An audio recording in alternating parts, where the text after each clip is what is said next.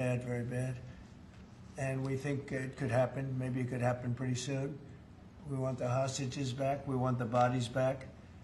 And we want to have peace in that region. So we had some very good talks. As you know, I had President Erdogan here of Turkey, and we had a great meeting today. I think we had a meeting that was very conclusive in so many different things that we wanted, things that he wanted, and that was good. We'll be announcing that sometime later, and he'll be making an announcement too. But we had a great meeting with Turkey and their very respected president, and spent time. We had lunch, and we had a lot of good discussions. So those two things, and we have some executive orders today to sign that are very important for the country. And we'll start off with one that's a proclamation. And yes, sir. Want to do that, Will? Yes, sir. So today is Gold Star Mothers and Families Day. This is an annual proclamation. This is to commemorate the fallen, those who have died for all of our freedoms and for our country, and for their families who have suffered such grievous losses. But this is a proclamation commemorating Gold Star Mothers and Gold Star families. Yeah, and they're great people. Incredible people, what they've had to go through. Very few people could have gone through this kind of thing. Gold Star. Okay, thank you very much. I'll put it over here, Steve. Next, sir, we have an executive order on TikTok. From the first days of your administration, you've charged a team from your administration, led by Vice President Vance, with ensuring that we can preserve TikTok as a platform for the 170 million Americans who use it, while ensuring that their data is properly protected as required by law. With this executive order, you will be effectively bringing into effect the agreement that will save TikTok and ensure that it can operate safely and securely. So this is interesting because I had a very good talk with President Xi. A lot of respect for him. Hopefully he has a lot of respect for me too. And we talked about TikTok and other things, but we talked about TikTok, and he gave us the go-ahead. You know, it's run by American investors and American companies, great ones, great investors, the biggest. You don't get bigger, I don't imagine. And maybe I'll have JD. JD was very much involved and in charge of it. And maybe I'll have you say a few words about the deal. He would report back, and the points of the deal, I think, are great for our country. So JD, do you want to give it a little talk, please? Yes, sir. Yeah, so thank you, sir, for your leadership and for your help. We really couldn't have done this without the president actually ushering this deal over the finish line. There was some resistance on the Chinese side, but the fundamental thing that we wanted to accomplish is that we wanted to keep TikTok operating, but we also wanted to make sure that we protected Americans' data privacy as required by law, both because it's the right thing to do, but also because it's a legal requirement of the law that was passed last year by Congress. So we think that we were able to do that. Of course, we're going to keep on working at it, but this deal really does mean that Americans can use TikTok, but actually use it with more confidence than they had in the past, because their data is going to be secure and it's not going to be used as a propaganda weapon against our fellow citizens. We're very excited about it. We appreciate the cooperation of everybody involved, and it's a big day. And I think I can say that especially the young people, they really wanted this to happen. They did not want to have TikTok close. And I got, a little used to TikTok. I used it myself during the campaign, and it was very successful because you know how I did with the young voter. And Charlie helped me a lot too. And he said to me, you should go on TikTok. And it actually had, because we got record votes with the young voter, as you know, for the election. So I was a little bit prejudiced in that way toward TikTok. It was very good and very meaningful. But we have American investors taking it over, running it, highly sophisticated, including Larry Ellison. And Oracle, I guess, is going to play a very big role in terms of security, safety, and everything else. So we have very good controls. And literally, I would get a call from friends of mine who were fathers of young people saying, could you do me a favor? Could you get it approved, please? My son is driving me crazy. So we're getting it done, and they have a big audience, and we have great American investors. And here's your final copy. TikTok. Maybe if you want, we could take a couple of questions on TikTok, and then we're going to get onto something completely different, okay? Yeah. Mr. President, Jeff? Mr. Vice President, you mentioned that China was resistant. Can you describe where China is now? Are they fully on board with this? They're or on is board, there anything more yeah. I spoke with President Xi.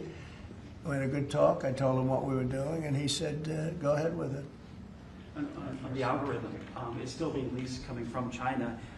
Are you satisfied that there's no security concerns? For the Yeah, US I that am. it would I really push- am. It would push disruptive The content? biggest reason is that it's owned by Americans, and very sophisticated Americans, and people that love the country, and very smart Americans too. So they don't want anything like that to happen. Yes, please. Thank you. Is there any operational relationship with Chinese entities or staff to execute the deal With who? with the Chinese? I don't think so. Not that I know. No, we're going to be. This is going to be American operated all the way, and great respect for President Xi, and I very much appreciate that he approved the deal, because to get it done properly, we really needed the support of China and the approval of China.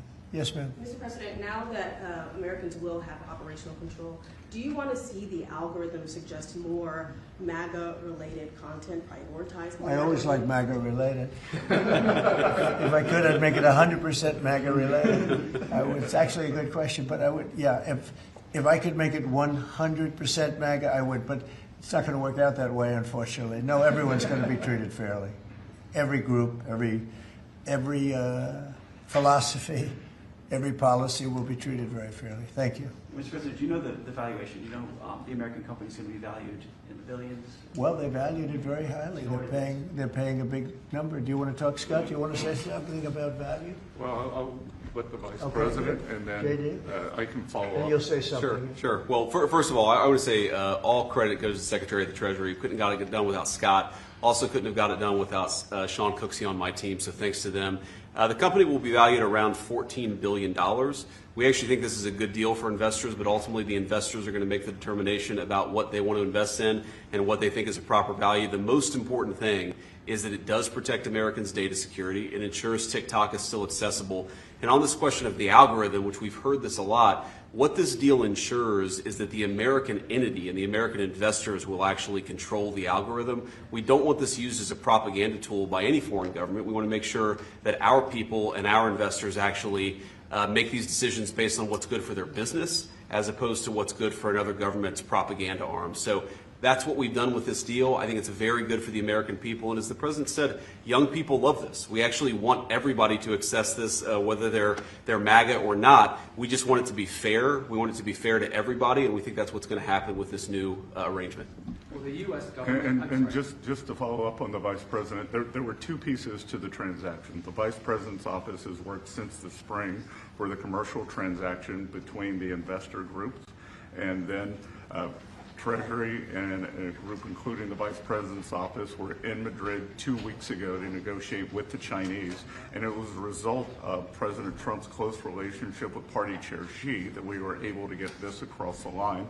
We created a framework for Party Chair Xi to agree, and then on the leaders' call, Xi and President Trump discussed the final arrangement. So it was 1-2. And that was the final piece. Will the U.S. government get any kind of annual payment as a result of this deal? Taxes. It's going to make money, and we're going to get a lot of money in taxes. And you know, China wanted to see this go. This is a great legacy for China, too. And, I thought President Xi was great in terms of his approval. We probably could have done it a different way, but it wouldn't have been the same. It wouldn't have been the same security at all, but I appreciated that he approved it. So nothing aside from taxes, there's no part of the deal that is like a payment to the U.S. government? Well, we're going to be announcing different things, but the U.S. comes out great. And I think China comes out great because they're going to have a very important legacy. And they have many other deals. You know, they have deals with us, and they have deals in here in this country. And, you know, they want to be treated fairly also. So, Mr. President and Mr. Vice President, the U.S. company could change the algorithm to push different content? Is that The U.S. company will have control over how the algorithm pushes content to users, and that was a very important part of it. We thought it was necessary for the national security element of the law. We also just think it's important to protect American users. Again, we want users to use this platform the way they want to. We want the business to make decisions about content based on the interests of the business and based on the interests of the users, and that's what we think will happen with this new arrangement. And they're paying a lot of money, and I think hopefully it's going to be a great deal. They're very sophisticated people. You'll see a list. Have you seen a list yet of the people? Well, you've been reading about it. It's. I know Michael Dell's involved, and Rupert Murdoch's involved, and a lot of. And let's see, we have probably 4 or 5 absolutely world-class investors that love the country, and they made a lot of money with the country, and. Many of them are in a somewhat related business, so it works out pretty well. And they're going to be very careful about all of these questions that you've been asking. Who else beyond Dell and Murdoch? Well, it's a blue chip group of investors, and we'll be announcing more about who exactly is involved in the deal in the days to come. Oracle's playing a very big part. That's right, sir. And Oracle really understands this. And I think they've been involved for quite a while running it for the people, the previous people. And so it's really, I think it's going to be very well protected. Very, very prestigious deal, actually. On that point, Mr. President, as the President said, Oracle has actually had a role in housing the data for a long time, even when the entity was controlled by the ByteDance organization in China. So Oracle had a pretty interesting perspective on what was necessary to actually create true data privacy protections for Americans. They were a very important part of getting this thing done. Mr. President, you told us a couple of weeks ago you thought that the security concerns were overrated, but were there legitimate concerns when it comes to safety? From my standpoint, no, because the people that own it are, they're not China-centric, they're USA-centric, and they're very smart people. I guess you could say it about everything. Everything is, what's secure nowadays? Things that you think are totally secure turn out to not to be, but I think in this case, it's going to be as secure as you can be because of the ownership and the people. And they have a big investment, it's to their advantage to make sure it's good and safe. Yeah. Anybody else? Do you have a question? No, behind you?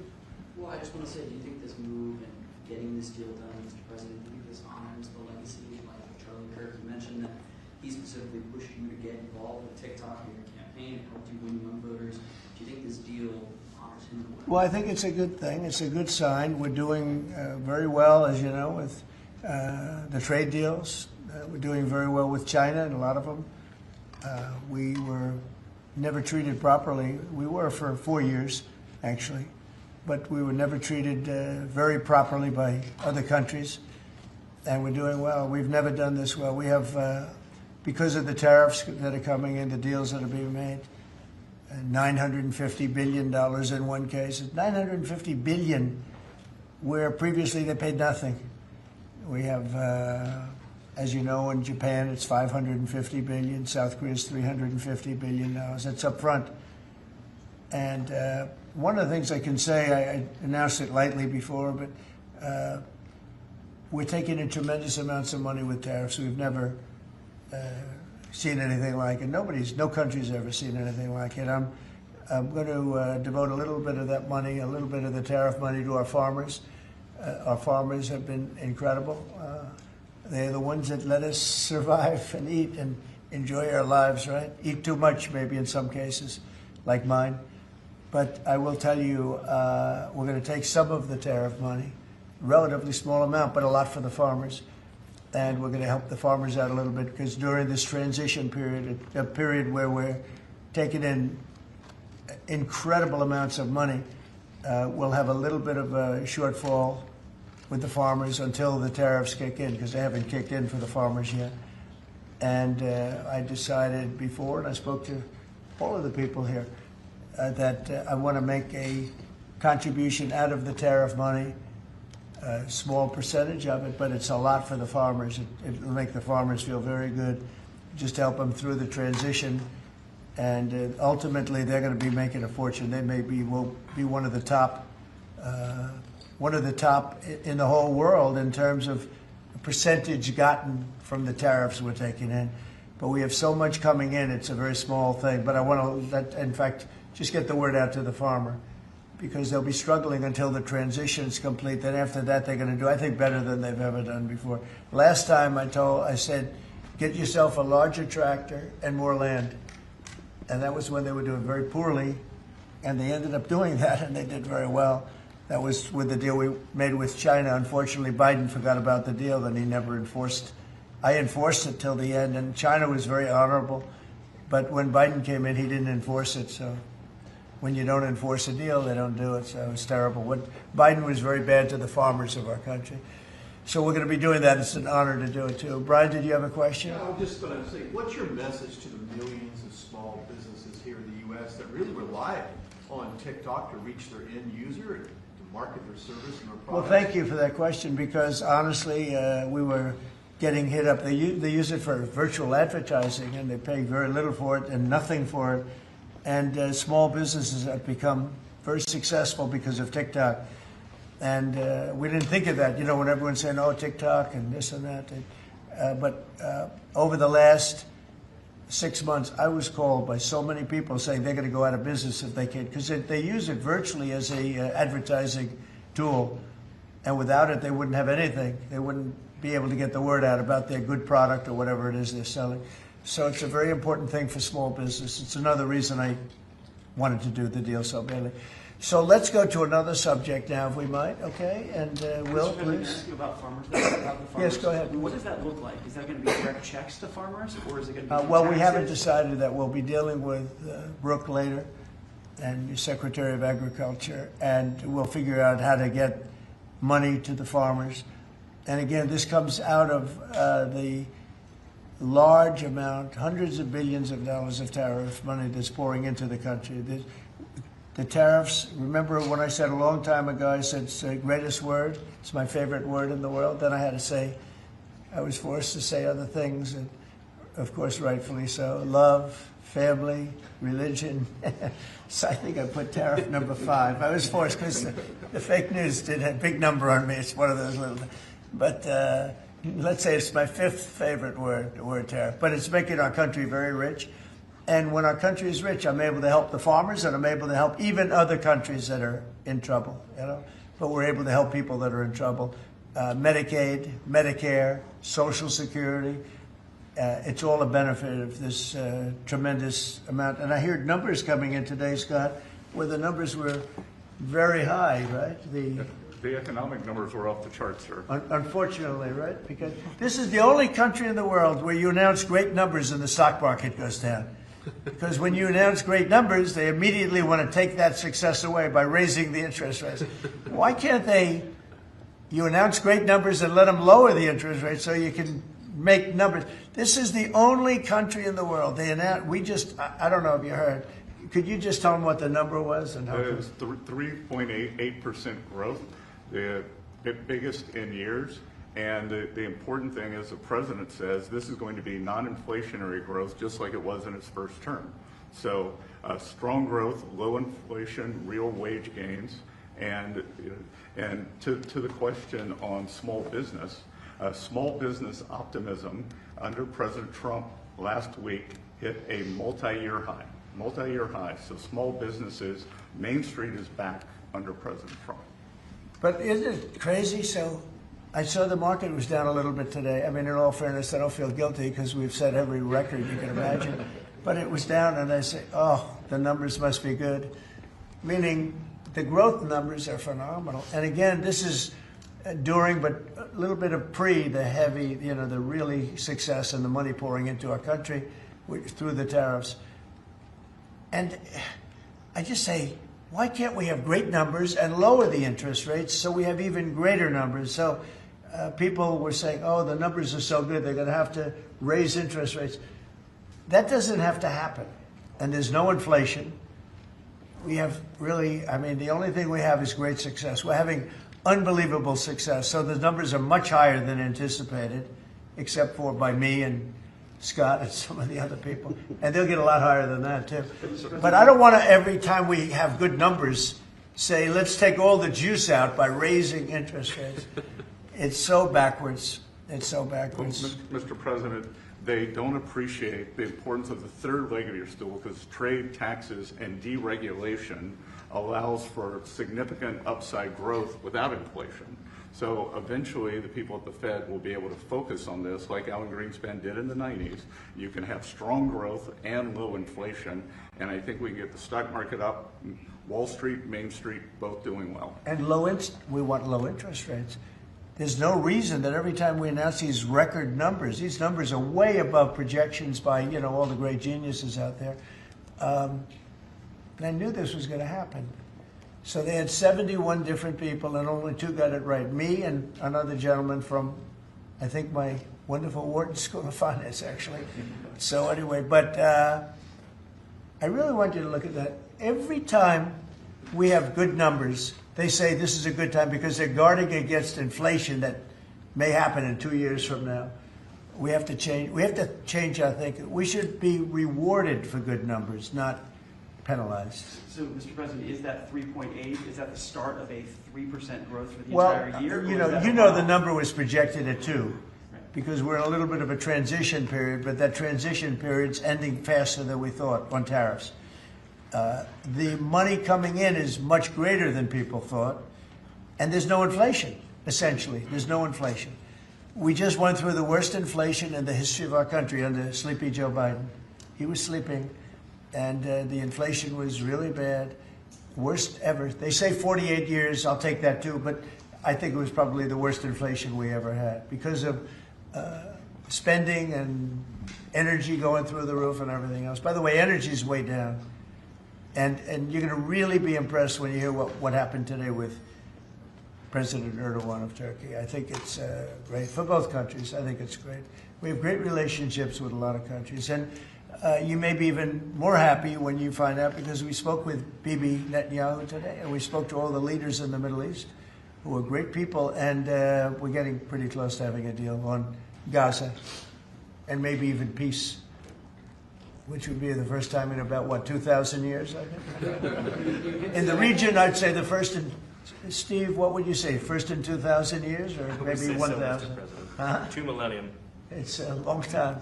Yeah, go ahead. Did Erdogan agree to stop buying Russian oil? Did he? I don't want to say that, but if I want him to, he will, yeah. But he didn't think that assured. Well, I didn't say, okay, you stop, but I believe you. I believe he will stop it, yeah. Did you make a deal? You know why? Because he can buy from a lot of other people. He can buy from a lot of other people. You know who really can't is Hungary. Hungary's got, they're landlocked, and they don't have a nice ocean where ships can sail in from all over the world. They have one pipeline coming. Because I spoke with, he's a great guy, he's a great friend of mine, but, that's a harder one for them. And Slovakia, too. They're sort of married to one pipeline. So I just don't want to have people go blaming them when, we spoke to them at length today, and it seems like that, for them it's a little, but that's not, Turkey has a lot of options. He's a great president, a very smart man, and he's going to take, he's going to do what's right. But we had a very good conversation having to do with the purchase of military equipment, etc. Any other questions? Did you make a deal on F-35s, Mr. President? I will be able to easily if I want. So we may do that, yeah. But not yet. Well, it depends. He's going to do something for us, yeah. Please. Is the U.S. going to have sanctions on Turkey? Can I ask you, we're a few days away. By the way, here we go with this guy. Go ahead, let's go. Let's hear the question. We're a few days away from the end of the fiscal year and a potential shutdown. Right. Is there going to be a government shutdown? Could be, yeah, because the Democrats are crazed. They don't know what they're doing. They want to have the border opened up so that criminals can pour in. We're doing unbelievable borders closed and people are coming into our country legally. They continue to want to have men and women sports. They continue to want to have transgender for everyone. They want to raise everybody's taxes at a number that's not sustainable. It's the only time in the world I've ever seen a party that wants to raise taxes. I grew up in a family where I'd watch politics, and I always liked it from the time I was very young, but I'd always see politicians saying, we will lower your taxes. These guys, they campaign on raising your taxes, but they want to raise taxes very substantially. The one thing they're concerned about, look, Republicans have total control of Washington. You guys have control of the House, the Senate, there's you. Well, when you say control, so we need 60 votes for this, and we have 53 Republicans, so we need 7 Democrats. And those 7 Democrats and others are asking for an extension of a tax credit on people who get the Affordable Care Act and some other government-backed health care. So are you willing to negotiate Well, on what that they're issue? really asking for is they want to pay for illegal aliens that have come into our country by the millions and get onto the rolls, and they want to pay. And our people don't want to do that. Our people are taxed enough. You know, we just approved the largest tax decrease ever in the history of our country, including the extension of the previous Trump tax cuts. The tax cuts that we just approved, they want to use those tax cuts to give the money to illegal aliens, people that came into our country illegally and that are leaving the country. So why not You know, there's been a negotiate? self-deportation because of what we've been doing that's been incredible. Okay, yeah, please. Secretary Hegseth is inviting military leaders from all around the country on Tuesday. Will you also be there? From all around the country to what? To Virginia. He's inviting the generals and admirals to Virginia for a big meeting. They're not sure why. Well, I know. I love it. I mean, I think it's great. Let them be friendly. Let them be friendly with the generals and admirals from all over the world. Why is there something? No, but is there something wrong with it? And what is it about? Will you be there personally as well? And what is it about? Well, I'll be there if they want me. But why is that such a big deal? I mean, the fact that we're getting along with the generals and admirals from all. Remember, I'm the president of peace. It's good to get along. It's good. You act like this is a bad thing. Isn't it nice that people are coming from all over the world to be with us? It's not particularly unusual that generals who report to the Secretary of War and then to the President of the United States are coming to speak with the Secretary of War. It's actually not unusual at all, and I think it's odd that you guys have made it into such a big story. Is it a big story? I mean, I don't think it is, sir. I would think it's no, but isn't it a good story? I mean, you know, we're respected from all over the world as a military force. You know, I rebuilt the military during my first term, even though we gave a chunk of it away to Afghanistan. But we're talking Afghanistan too, by the way, about Bagram and about that. But that's a very small amount compared to what we rebuilt it by. But I rebuilt the military, and we're very respected. We have the strongest military anywhere in the world without question. We have the greatest equipment in the world. We're selling the equipment to other countries. And a lot of generals want to be here and they want to look at they're also going to be touring equipment sites. They're going to be talking about the newest weapons, et cetera, et cetera. But I think it's great when generals and top people want to come to the United States to be with our now called Secretary of War. Does everybody like the name? I do. You said something Yeah, really please. interesting this week about Ukraine, that you thought Ukraine could get back all the territory that Russia had taken. Yeah, they have a shot at it because Russia. What prompted you to change your thoughts on Well, that? because I've been watching the way what Russia's been doing. I'm very dissatisfied with what Russia's doing and what President Putin is doing. I haven't liked it at all. He's killing people for no reason whatsoever. And they are doing very poorly, considering they have put it all out on the line. Their economy is going to hell. They're bombing the hell out of everything, and they're picking up a very little territory, if any. In fact, they're losing some territory. So I think it's been very bad for the reputation of Russia. This war should have been over. If this were our war, we would have had it over in 1 week. And they're getting into fourth year, Jeff. They're getting into the fourth year now. 4 years of fighting, and you see what they've taken. In the last month, they've taken very little, and you've been reporting on all the bombing, all the drones all over the place. 900 drones coming into certain areas like Kiev in one night. And with all of that work, they've taken over very little. So now I'm very disappointed in President Putin. I thought I solved 7 wars. In fact, we have a great leader coming. We have the Prime Minister of Pakistan coming and the Field Marshal. Pakistan Field Marshal is a very great guy, and so is the Prime Minister, both. And they're coming, and they may be in this room right now. I don't know, because we're late. And I said maybe they'd like to join they actually may be somewhere in the beautiful Oval Office. Yeah, please, behind you. On Gaza, did you promise leaders this week that you would not allow Israel to annex the West Bank? Is that something that you I will not allow Israel to annex the West Bank. No, I will not allow it.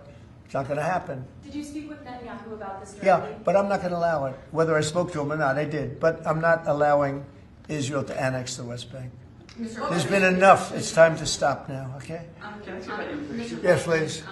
Jasmine Crockett recently Jasmine Crockett. Jasmine, remember what I said? Is she a relation to the late, great Davy Crockett? I don't think so. Jasmine Crockett, let me tell you, before you even ask, she's a very low IQ person.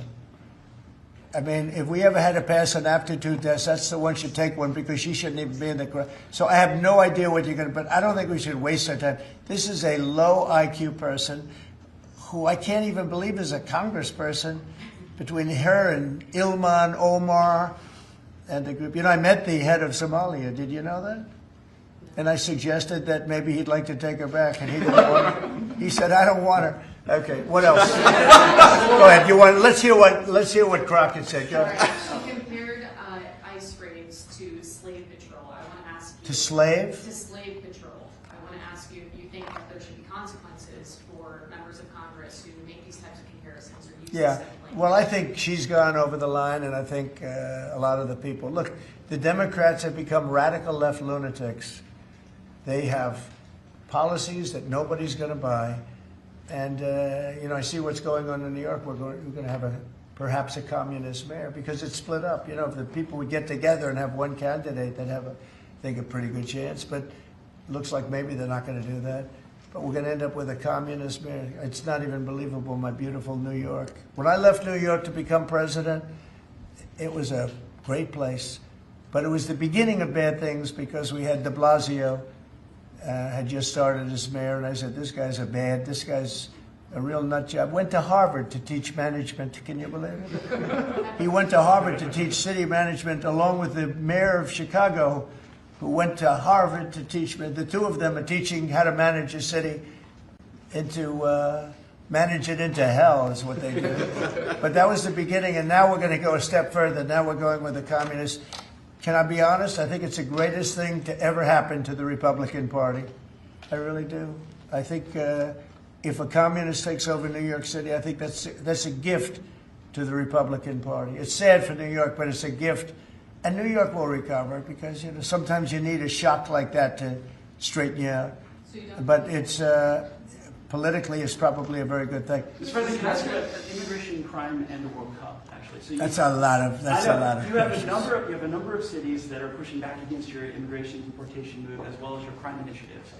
Some of those cities. I don't think they're very much. But some of those cities have World Cup games. Yeah. Seattle, San Francisco. They're going to be very. They're going to be very secure. But could those games move if they don't cooperate with your crime push? Well, that's an interesting. I guess, but we're going to make sure they're safe. They're run by radical left lunatics and that don't know what they're doing. Look at Washington, D.C. I just got numbers. There's like no crime in Washington, D.C. You, Jeff, will not be mugged walking down the street. You can walk down the street with your family. You can walk down your street with your wife, your daughter, your son, and you're not going to be. We took out 1,700 career criminals that we're not allowing back. And we have this city in great shape. You know, there was a time when not long ago, when every single week you'd have at least one murder. And look what's happening with Washington. It's safe. I went to dinner in Washington just to prove a point. I gave a press conference in the middle of a street. I wouldn't say Secret Service was thrilled, but I did it, and here I am. Look, Washington, D.C. is such a great example of what can be done. We did it in 12 days. We made it very safe in 12 days, and now it's much safer than that. One other thing, I drove around Washington over the weekend, and I said, look at the difference. The grass looked great. Everything looked great. You know, we had a lot of our National Guard, and we didn't ask them to do it. They did it themselves. They're proud. They're great. And they were picking up paper. They were cleaning.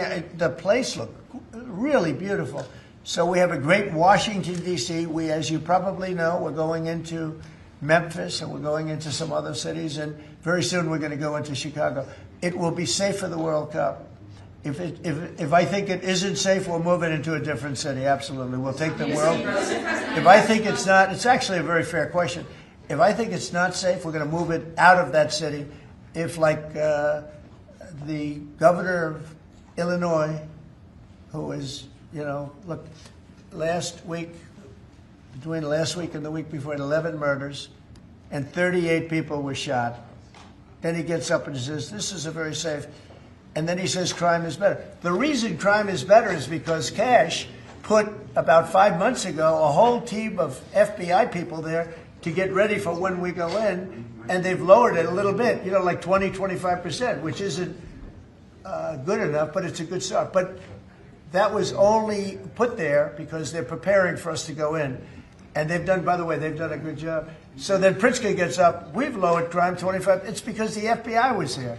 So, no, if any city we think is going to be even a little bit dangerous for the World Cup, or for the Olympics, you know, where they have Olympic overthrow, right? But for the World Cup in particular, because they're playing in so many cities, we won't allow it to go to, we'll move it around a little bit. But I hope that's not going to happen, yeah. Mr. President, Director Patel this morning indicated that the shooter in Dallas had been using an app to track ICE. Does your administration have any plans to take down those apps or get them removed? Or any Well, I can't tell you about that, but it tells you when they want to wear masks or they want to hide a little bit, why that's so important. But these are great patriots, the ICE, and what a tough job they have. What an unbelievably tough job they have. And think of it, what are they doing? They're taking hardcore criminals out of our country and putting them back. These were largely criminals that were given to us by Joe Biden and his group of radical maniacs that surrounded this desk, just like these people surround the desk now, but they're not maniacs, they're very solid people. Thank you, sir. I'm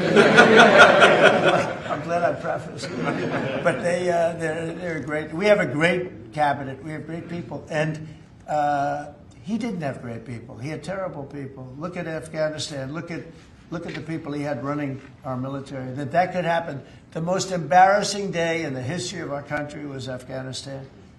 And 13 young people died. They don't ever talk about the 38 that were horribly wounded with legs and arms and everything else, really horribly wounded. So the country's respected like it's probably almost never been respected before. I think we're respected at a level, and a year ago it was a dead country. We had a dead country a year ago. This country was dying. It was really in bad shape. Let's talk about the next subject, can we? One of the most powerful deterrents we have to violent crime is the death penalty. As you said, your administration has taken bold, decisive steps to ensure that Washington, D.C. is once again a safe and secure city for its residents and all who visit.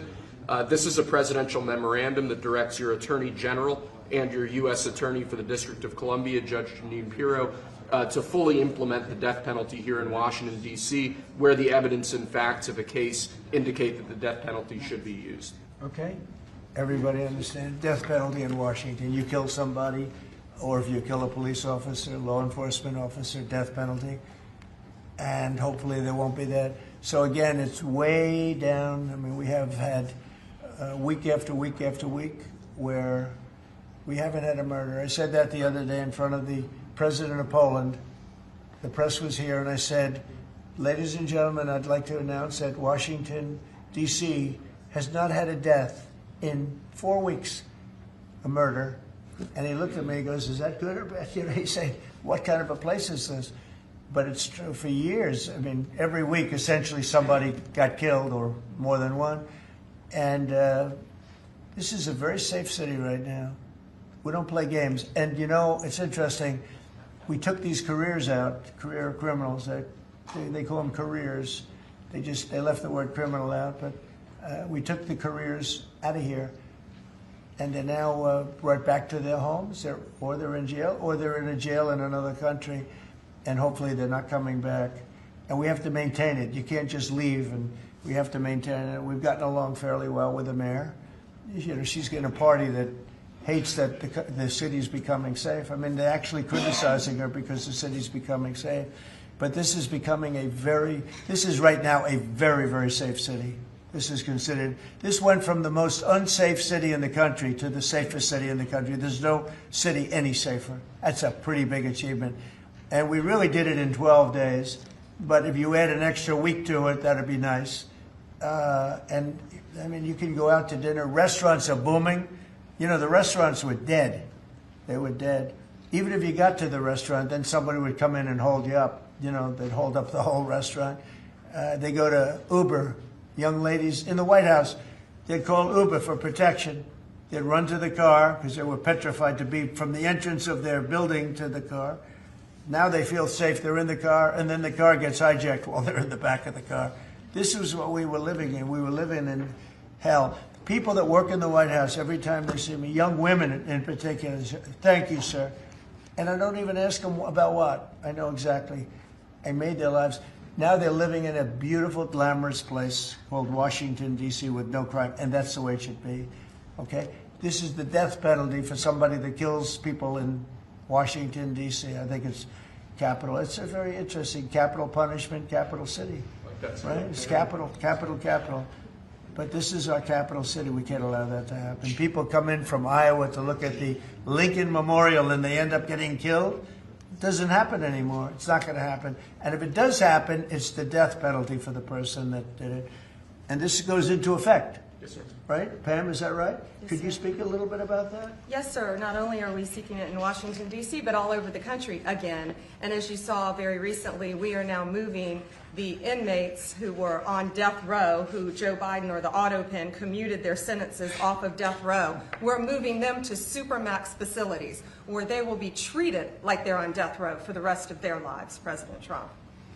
Okay, that's a big statement. Thank you very much. Okay. I see some of you shaking your heads very positively. Thank you, Brian. Thank you, fellas. You said on the campaign trail that you It were said it. for Yeah. the death penalty if anybody, an illegal, killed a U.S. citizen That's or a right. police officer. So this just reinforces your campaign promise. Right. And most people really like it. And Washington, again, it's going to serve as a beacon because you have to do it.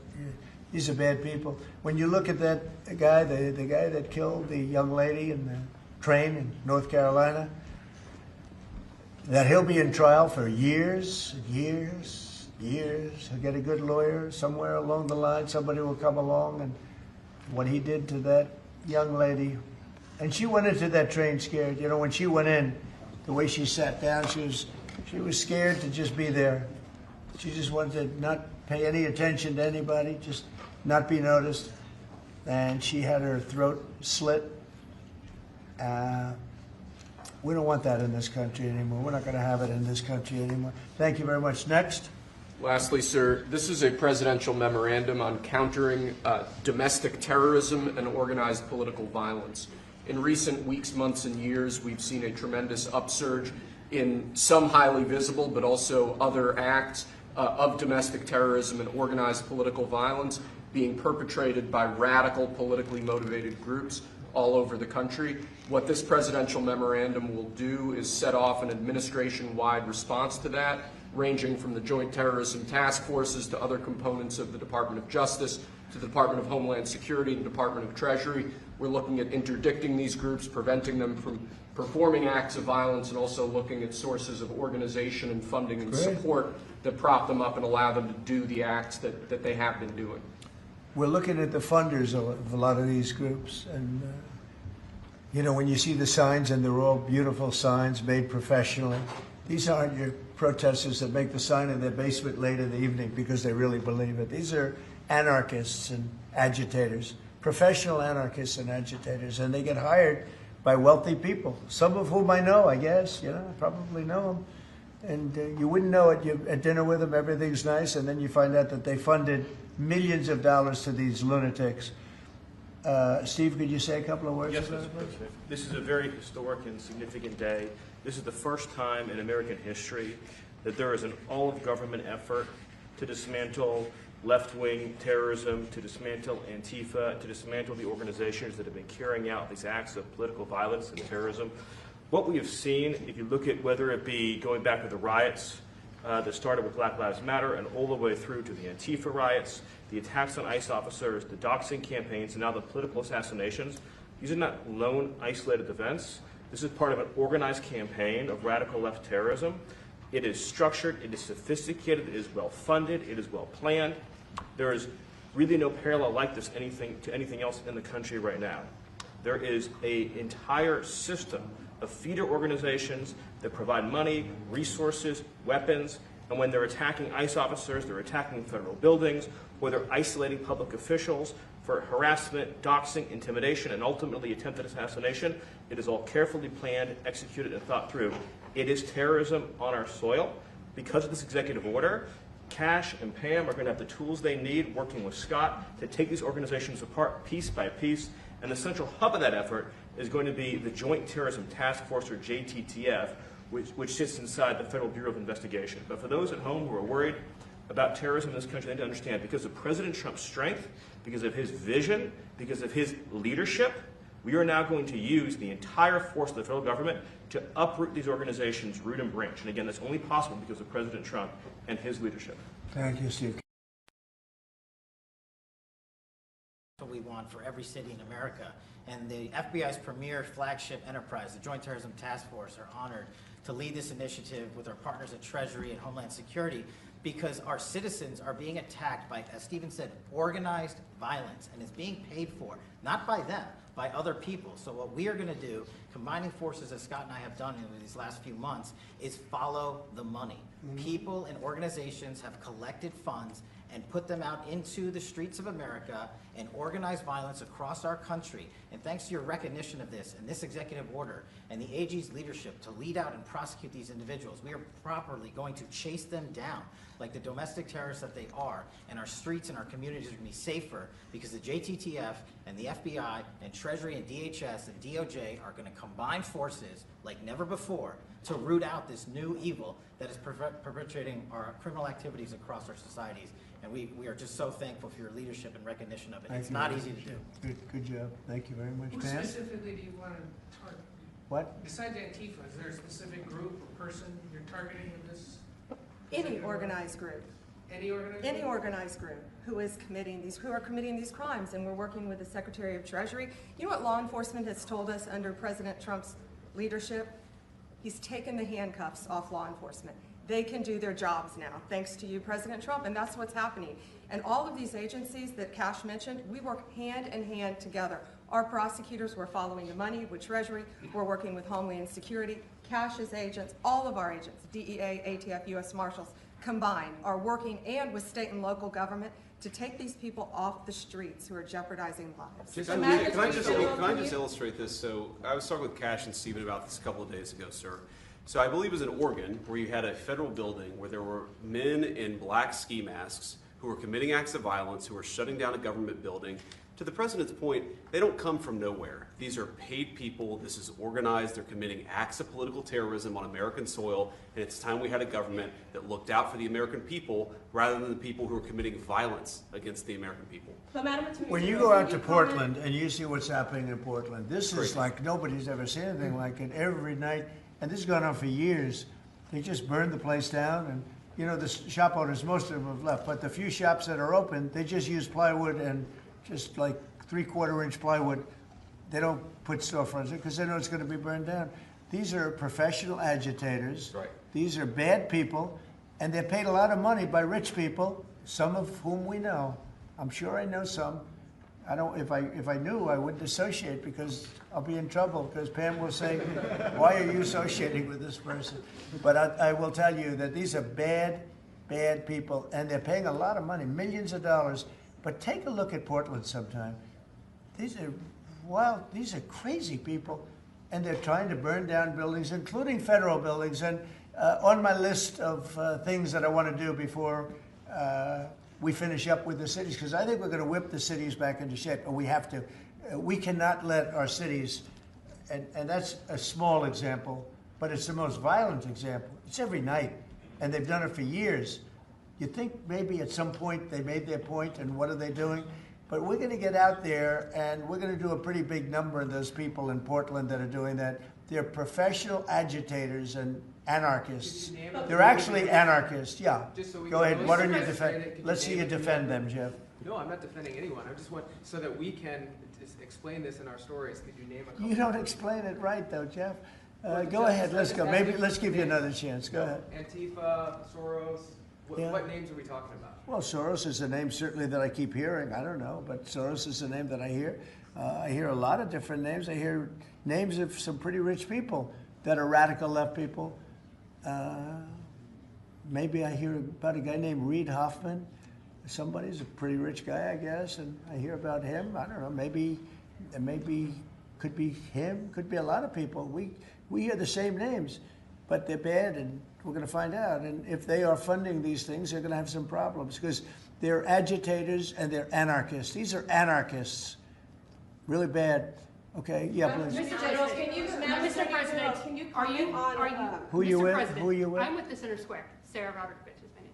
Sarah, there's also, as you know, Antifa is not just a domestic terror or now a domestic terror organization. It's also international. I know the Netherlands is looking at also designating them a terror organization. Right. Have you been working with your intel community and your DNI to possibly expand that to making them designating Yes, an international terror organization? We have been. Yep. It's an international. In many cases, it is international.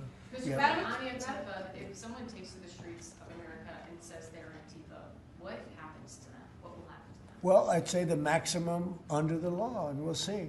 Now, if they kill somebody, we just signed a death penalty, so it depends where it is. But if they kill somebody, which they do, I mean, people are dying. You go out to Portland, people die out there. Many people have died over the years in Portland. Portland is, I don't know how anybody lives there. It's amazing. But it's anarchy out there, and that's what they want. They want anarchy. Like when they attacked Seattle and took over a big percentage of the city, I was going to go out and we were going to do a big number. They heard that and everybody broke up all of a sudden.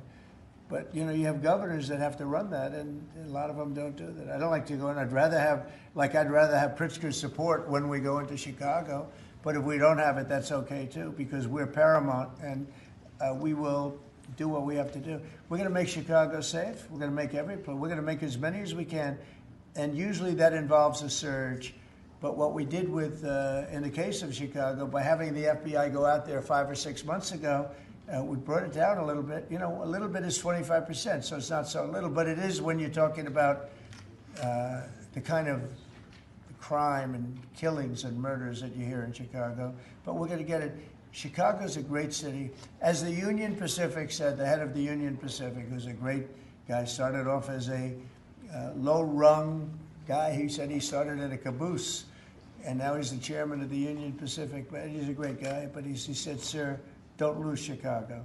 The way he said it, I said, boy, it really hit me. You know, here's a man that knows all the cities. The Union Pacific, I guess, is our largest railroad, and he knows all the cities. He's been doing it for 45 years, and he said, "Sir, don't lose Chicago." And the way he said that meant a lot to me, and we're going to go into Chicago very soon. We're going to take care of Memphis. We're going to take care of Memphis. You can't walk a block without getting shot. We're going to take care of that one, and just like we did Washington, D.C., and we're going to do Chicago very soon. Yeah. Mr. President, we heard there could be an indictment on James Comey. Do you know if there is an indictment, or Madam Attorney? I don't know. I know it's going on because I read the papers just like you do, right? So I don't know. Do you have anything to say about that? We can't comment.